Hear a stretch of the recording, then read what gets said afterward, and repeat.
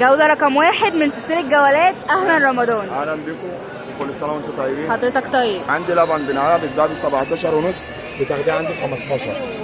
نص كيلو. نص كيلو. تمام. تمام. وعندي 900 رز مش كيلو. 900 جرام. 900 جرام ب 27 عامل بتتباع ب 27. 32 ونص بره. وعندي الحلوبه 4 ادوار بتتباع ب 45 جنيه، بيبيعوها بره ب 52. الصلصه ب 22 ونص بتتباع ب 25 بره. عندي علبه جبنه نص بتتباع بره ب 35 ببيعها ب 30. وعندي الشوكولاته النوتيلا الكيلو تمام بتتباع بره ب 105 ببيعها ب 80 جنيه. النوتيلا الصغيره بتتباع ب 30 ببيعها ب 25 معمول عليها عرض. جبنه الهاشم ب 12 جنيه بدل 15. 12 بدل 15. بتتباع ب 15 في اي 15 جنيه حته. في السوبر ماركت العادي. تمام. والزبادي الجهينه الجهينة الميكس الواحده بتتباع في السوبر ماركت ب 10. تمام. بتاخدي عندي الواحده ب 5 وربع. تمام. الساده يا جماعه شبه السادة، الفراوله برضه عادي. ده السادة بالاربعه ب وفراولة. 22، ده الاربعه. وعندي 22. زبادي لبنيتا الستة ب 30 جنيه بدل 40.